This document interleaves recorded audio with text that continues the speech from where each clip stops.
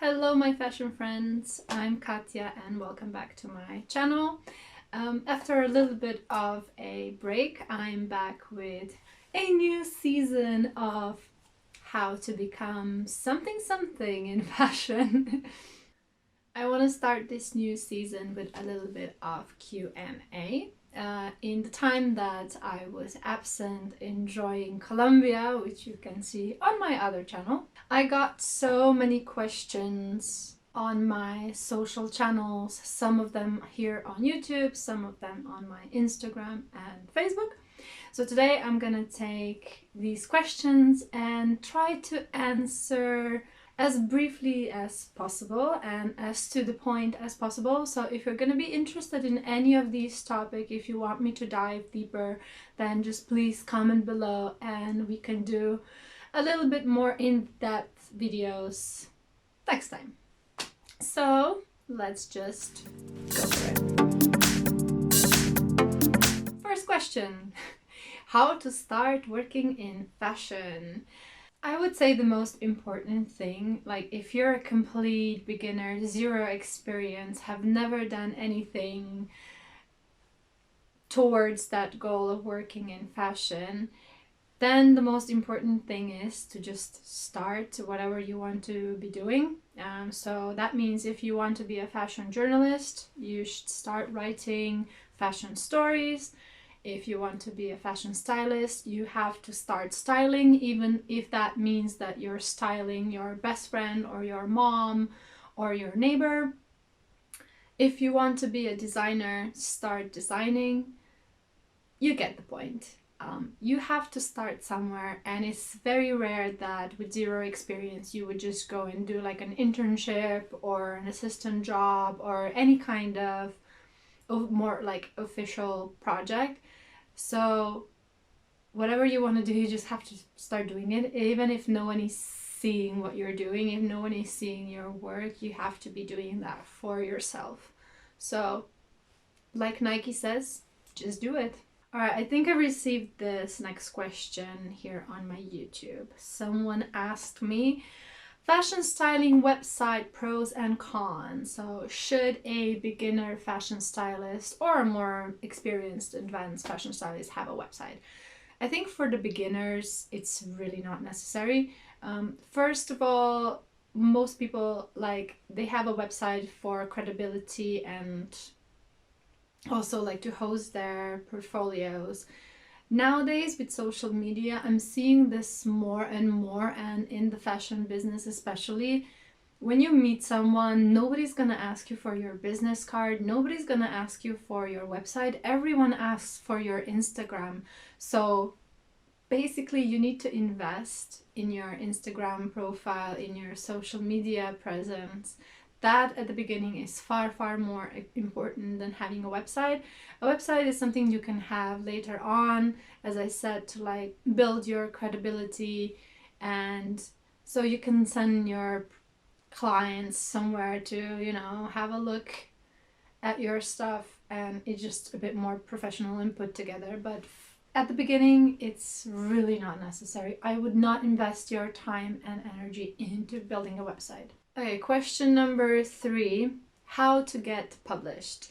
So there's two ways of getting publicity. One is like, do you want your work to be published as in your fashion editorials, or do you want press just to be writing about what you are doing? So those are two those are two options. First of all, if you want to get published and you're not a famous stylist, designer, photographer yet, then the best way is submissions. There is pretty much all of the print and digital magazines, they accept submissions, and you just send them your stuff and hope for the best. When it comes to getting publicity about what you are doing, about who you are, if you have some interesting project, especially if you're like a fashion designer, you have to build your contacts. You have to write to the magazines, to the newspapers. You can start with something local and then expand globally. find the contacts, find the journalists, send them your press release. You can write that yourself, or if you have a friend who is in PR marketing, someone who knows how to write, just write up a story about you, put some pictures there, send them to a bunch of media, and again, hope for the best. And I'm pretty sure that someone is going to publish your story. The thing is, at least in my case and in my country, journalists are always in the hunt of new stories. So sometimes when we're like out of ideas and don't know what to write, it's nice to receive a story and then we can do that. So there you go. Send your stuff to a bunch of publications and journalists and editors, and it's gonna happen. Maybe not the first time, maybe not the second one, maybe it's gonna be the third. How to get started in a small fashion market. I would say probably the way that I've done it was quite good, and I've seen other people do it here as well. It's connect with your peers, connect with whoever is on a similar level in the fashion industry, and start collaborating with them. I think that's the best way. More on that, I think I have some other videos about that, about building connections and why you should search for your peers and connect with them. So I'll look that up and link it to them probably here.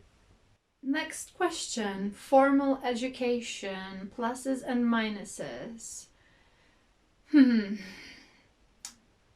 I think when it comes to the curriculum, in certain professions, there's probably a lot of things that you can learn on your own or with online courses, with YouTube videos, with books, with everything that's publicly available for free or like not a lot of money.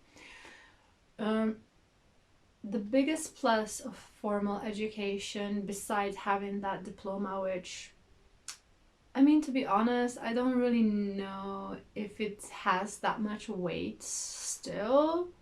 No one in the fashion world ever asked me if I have a diploma. I don't, by the way. I never finished college. But I would say the connections and the networking that you do when you are in college or doing an extensive class or course or any kind of educations in that direction, yeah, it's very beneficial because you just meet a lot of people that are on same or similar level, plus you get contacts of all the professionals that are there to teach you. So yeah, I was myself thinking just a few months back when I was still living in London to do a class either at like college, London College of Fashion, is it? No, London School of Fashion. Oh my god, I don't know. And the other one is the Vogue magazine thing. What is it called? Hearst Fashion School. I don't know. Anyway. But for me, it wasn't so much about like getting a certificate. It was more because I wanted to network. So, yeah. You can decide on your own. How to get to fashion weeks. Okay, yeah, well, I mean, if you're a nobody, it's gonna be very hard. The best thing again is to connect with a magazine, with a blog. If you don't have any platforms or followings or anything like that in fashion, then try to connect with someone who does and ask them if you can go to Fashion Week in their name or like for them, to report for them. And then pretty much I think all of the fashion weeks, they have on their websites a list of all the contacts for all the fashion shows, that you basically just write their PR and say, hey, I work for this magazine, this publication or blog or whatever, and I want to attend your show. And again, you hope for the best. Of course, it's gonna be hard to get to the very popular, very famous fashion houses, but for some smaller independent designers, yeah, it's pretty easy to get in. How to become a fashion writer is the next question. Well, same as I said before, you basically just need to start writing, and then you write to magazine and say, hey, magazines, publications say, hey, I'm writing. Even better, in my days when I was starting 15 years ago, I just opened a blog and started writing there. Blogs are not as popular today as they used to be, but maybe you can find a different way. Like, if you're gonna want to write, then just write and try to show as many people you're writing, and someday, somehow, it's gonna happen. I mean, yeah, like I was just super persistent. I wrote to literally every magazine there was in my country, and then also magazines abroad. But it's a step by step process. Like, you start at like something quite, you know, local, and then you progress to maybe something more like a national magazine, and then you go international, and that's how you do it. That's how everything works. And the next question is how to become an editor, which is a very similar process. The best thing is to get an internship at a magazine or a newspaper. So you might have to start as a writer, or you can start as a fashion stylist, or depending on like what do you want to do, because there's so many different editor roles at magazines. Some are more technical, some are more creative. So it really just depends what kind of editor you want to be. But for me, like, my first position at ELLE was to be an assistant to chief editor. I was at the same time also a photo editor, so I was kind of like responsible for all the imagery, all the photos in the magazine, like sourcing them, finding the right content and things like that.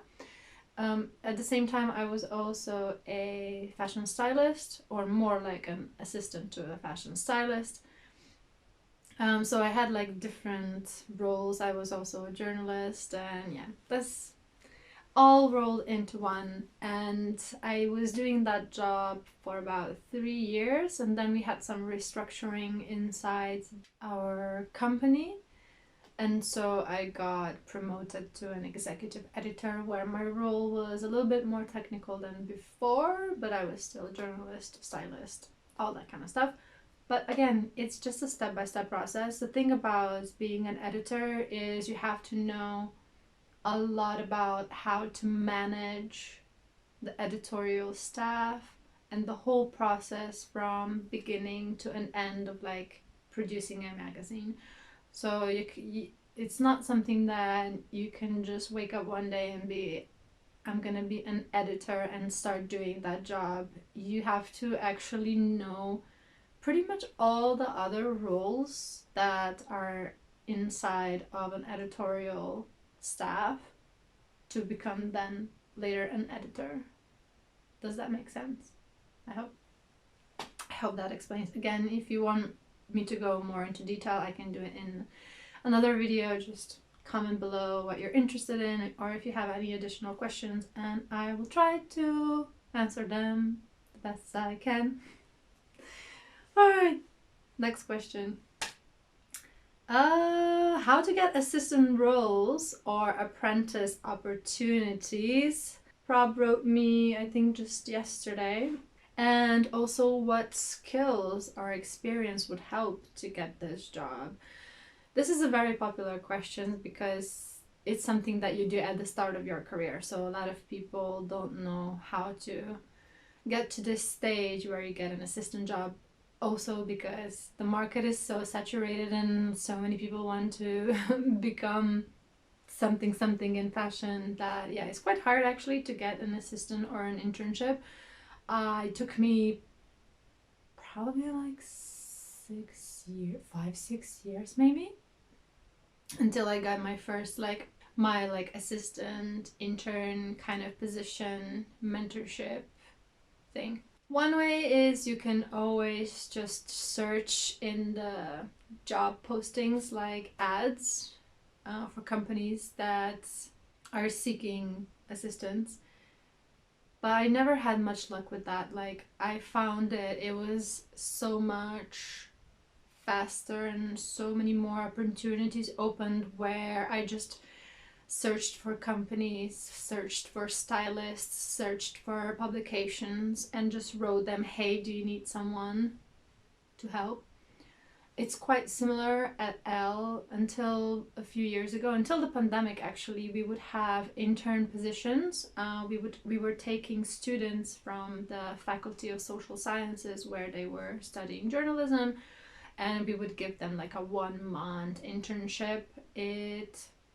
I don't remember, I think it wasn't paid. I don't think it was a paid position, but at the faculty you are required to do this 1-month internship.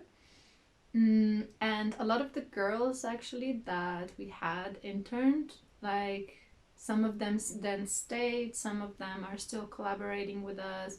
I'm not sure if anyone is employed. No, I think not anymore, but we had girls who stayed there for like months and years. So of course it's a good way to enter the business. You just need to be super, super proactive and also design your application to be really interesting and stand out, which I think is gonna be, oh yeah, is my next question. But I got my assistant position in Paris with a stylist, Yoko Miyake, and that's 11 years ago. And I think that was one of my very few assistant positions. But what I did was I just wrote to a bunch of creative agencies who were like managing stylists, photographers, models, no, makeup artists, hairstylists. So I would just write them and say, hey, I'm in Paris, I'm a stylist, and I would really like to assist on a photo shoot if somebody ever needs it. And yeah, one of the agencies replied and said, oh yeah, we have a stylist, their assistant is going for a summer vacation, 2-week vacation, she has like 3 or 4 photo shoots lined up, could you help her out? And they gave me a number, I called her, and boom, the next morning I was in Stella McCartney's showroom picking up clothes before I even met the stylist. So it was crazy. So just write to everyone you want to work for. That's my advice. And then we are at the next question, which is how to write a kick-ass resume. I think this is a very interesting topic that I will probably do a separate video sometime in the future, because one of the services I do for the mentoring is reviewing resumes and cover letters, and oh my god, guys, like I receive stuff that I cannot even believe that people send out. First thing that you should know is recruiters, which sometimes I'm in that position. I receive a lot of applications and resumes for ELLE, and let me tell you, recruiters, they spend, I think this is like researched, 5 to 7 seconds on going through your resume. 5 to 7 seconds. So think about that. So always make it one page, make it visually compelling, but also it needs to be clean, and the information that you want to highlight, it needs to stand out for the recruiter. They're not going to be reading chunks and chunks of text to find whether you have the right competences or not. Like, you need to make it super, super obvious.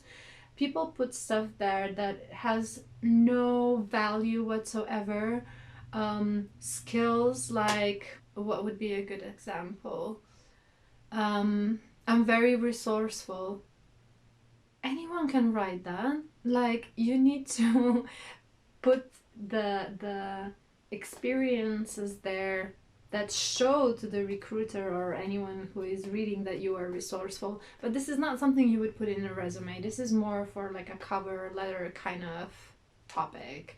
Like the cover letter is supposed to show the recruiter like why they should even open your resume, like what is so special about you, like what can you do for the company, like why would they take time to even read your resume. You need to be like, I'm the shit, you know, this is it, I'm so special, I'm so different from everyone, I have this and this and this that sets me apart from all the rest. Don't even read all the rest. And then when they open up your resume, it's supposed to be super clear, like this is my experience, and they should find all the information in 5 seconds and be like, okay, I want to I want to know more. This is the person that I would really like to talk to. They look super interesting.